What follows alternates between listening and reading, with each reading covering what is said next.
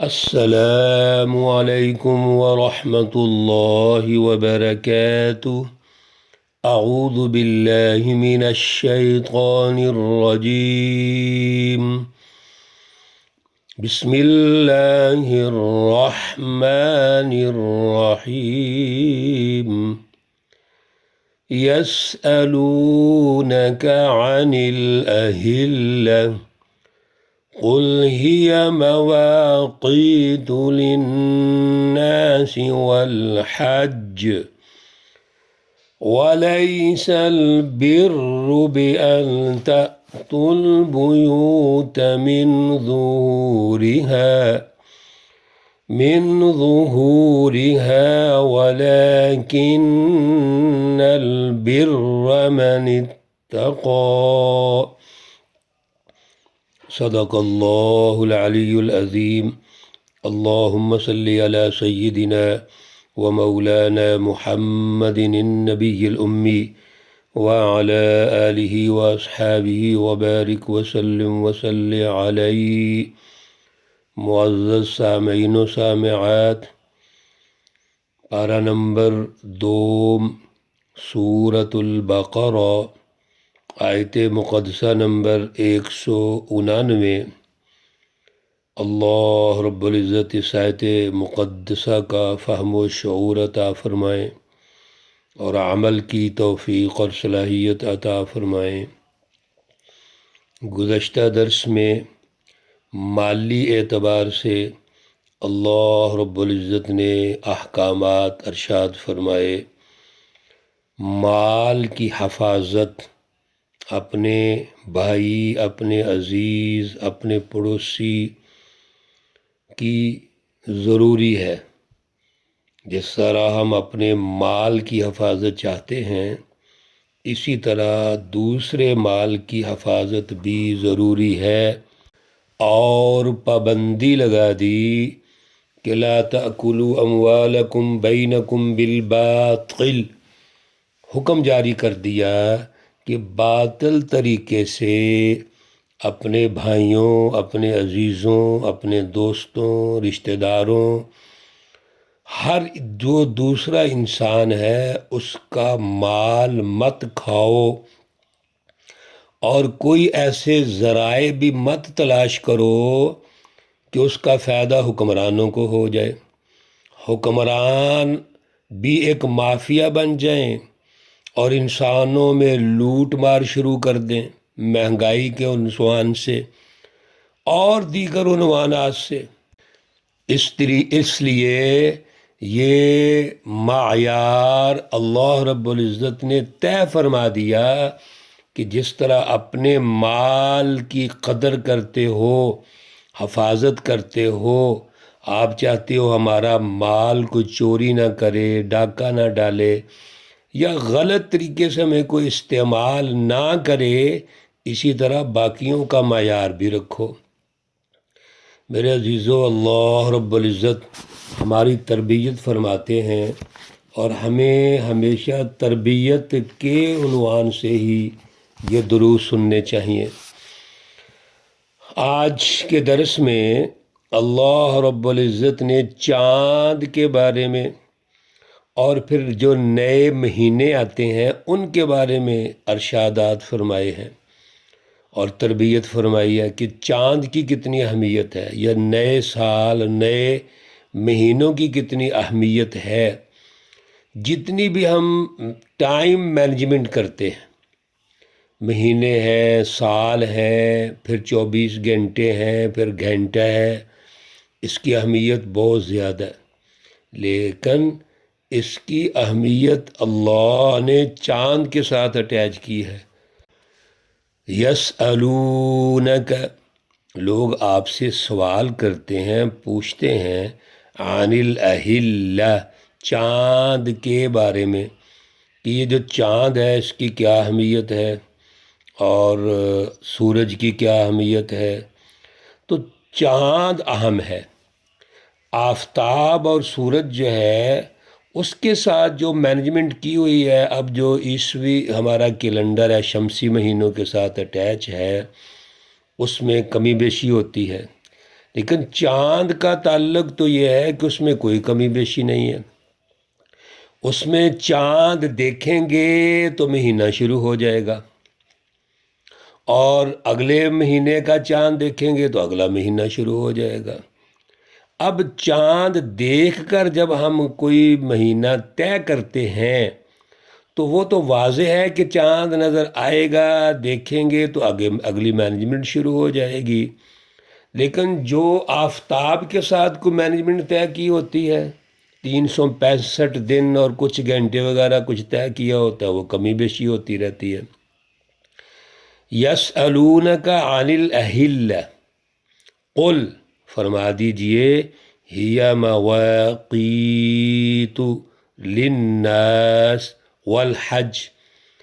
یہ جو چاند دیکھنے کے بعد ہم چیزیں طے کرتے ہیں تو اس سے ٹائم مینجمنٹ ہو جاتی ہے، یعنی مہینے واضح ہو جاتے ہیں اور اس کے دن واضح ہو جاتے ہیں. آپ اس کے مطابق اپنے سارے شیڈول بنا لیتے ہیں. تو یہ اوقات ہیں، ان اوقات کی بنیاد پر ہم اپنا زندگی کا ٹائم ٹیبل اور شیڈول بناتے ہیں. اسی طرح چاند دیکھتے ہم روزہ رکھتے ہیں، چاند دیکھ کے والحج، اور حج کے جو میقات ہیں وہ چاند کے ساتھ اٹیچ ہیں. ذی الحجہ کا جو مہینہ ہے اور ایام الحج ہیں، اس کی بنیاد بھی چاند ہی ہے، سورج تو نہیں ہے. چنانچہ چاند دیکھیں گے تو یہ طے ہو گیا ہے یہ مہینہ کون سا ہے، رمضان کا ہے، چاند دیکھا ہے. پھر شوال کا ہے، چاند دیکھا. پھر ذی القعدہ ہے، ذی الحجہ ہے، چاند دیکھیں گے تو طے ہو گیا. اسی طرح اشہر حرم تھے، جو جن مہینوں میں جنگ لڑنی حرام تھی، ناجائز لوگ سمجھتے تھے، اور وہ سارے مذاہب کے اندر تھا، وہ بھی چاند سے ہوتے تھے. تو اس کی اہمیت ہے، ہی مواقیت للناس والحج. پھر ایک رسم تھی زمانہ جاہلیت میں، ایک دستور یہ تھا کہ جب گھر سے نکلتے تھے لوگ اور حج کا احرام باندھ لیتے تھے، ان کو کوئی کام ضروری یاد آ جاتا تھا تو لوگ واپس آتے تھے اس ضروری کام کے لیے. تو گھر جانے کے لیے وہ دروازے سے نہیں جاتے تھے، وہ چھت سے جاتے تھے. چھت پہ چڑھ کے اندر جاتے، اترتے، اور پھر گھر کی پشت سے وہ واپس آتے چھت سے، یا نقب لگا کر گھر کے اندر جاتے تھے. جیسے پیچھے بات ہوئی، اللہ رب العزت نے فرمایا کہ یاد رکھو یہ جو رخ ہے مشرق اور مغرب، یہ تو اللہ کا آرڈر ہے اصل میں. تو اصل میں یہ سمجھو کہ آرڈر اللہ کا کیا ہے.